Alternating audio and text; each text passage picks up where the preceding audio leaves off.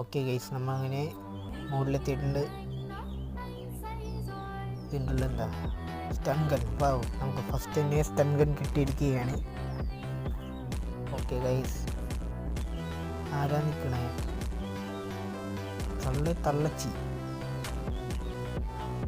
പോയാ ദേവഞ്ഞപ്പൂപ്പൻ വാടും ഇങ്ങോട്ട് കൊടുത്ത്.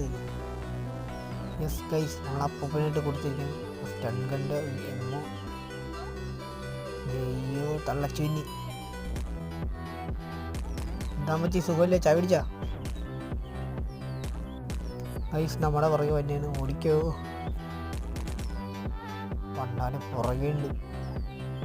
ഓടറാ.